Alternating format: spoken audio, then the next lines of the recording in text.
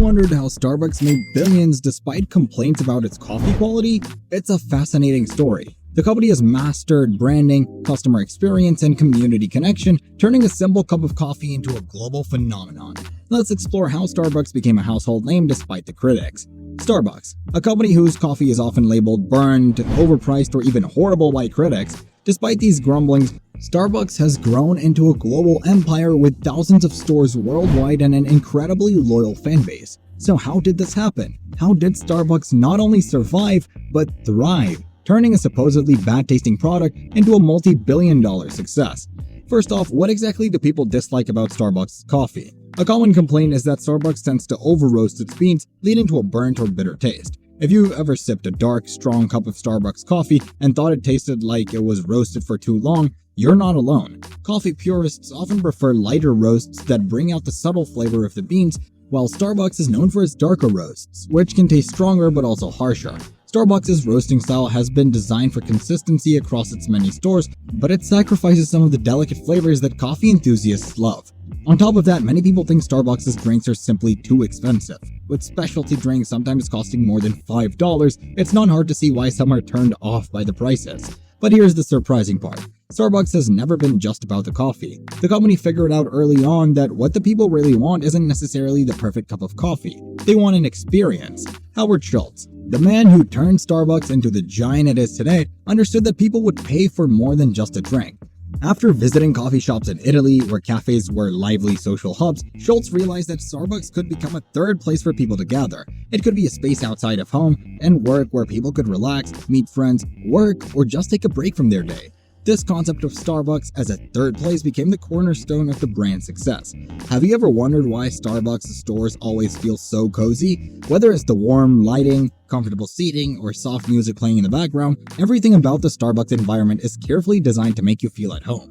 Starbucks is an expert at creating a relaxing atmosphere, which encourages people to spend more time and money in their stores. When you buy a coffee at Starbucks, you're not just getting a cup of coffee. You're getting a seat in a welcoming, comfortable space where you can work, socialize, or just enjoy some time alone. Another key reason Starbucks has thrived despite its coffee complaints is its focus on personal connections and customer service. From the friendly barista who greets you by name to the customization of your drink, Starbucks has mastered the art of making customers feel special. You're not just ordering a coffee, you're having an interaction. Whether it's remembering your favorite drink or asking how your day is going, these small touches go a long way in building customer loyalty. Starbucks has created an emotional connection with its customers, which is why people keep on coming back, even if they're not the biggest fans of the coffee itself. On top of the in-store experience, Starbucks has also nailed convenience. Think about how easy it is to order your favorite drink through the Starbucks mobile app. You can place your order ahead of time, pay through the app, and skip the line when you arrive at the store. Starbucks was one of the first major companies to embrace this kind of digital convenience, and it's paid off in a big way. The app is also tied to Starbucks' rewards program, where you earn points for every purchase that can be redeemed for free drinks and food. This reward system keeps customers engaged and makes it easier for them to justify those pricey lattes. Who doesn't love getting something for free every now and then? So why does Starbucks succeed when other coffee chains have struggled? It's all about the brand experience. Starbucks has created a consistent, reliable atmosphere where people know exactly what to expect no matter where they are in the world. Whether you're in New York, London, or Tokyo, you'll find the same vibe in any Starbucks store. The consistency in the design, customer service, and overall experience is what sets Starbucks apart from competitors. You walk in and you instantly know what you're getting. That kind of predictability makes people feel comfortable, and it's why so many people consider Starbucks their go-to spot, even when there are cheaper or better tasting options nearby. Now let's talk about Starbucks' global expansion. When Starbucks started opening stores outside the US in the late 1990s, it faced a lot of challenges. For example, Italy, one of the most famous coffee drinking countries in the world, wasn't exactly eager to welcome Starbucks. Italians are proud of their espresso culture, and many felt that Starbucks' Americanized version of coffee just didn't measure up. However, Starbucks didn't try to change Italy's coffee traditions. Instead, it found a way to fit in while still offering that same familiar Starbucks experience. In Italy, Starbucks introduced high-end, beautifully designed stores and slowly began to win over customers by blending local coffee culture with its global brand.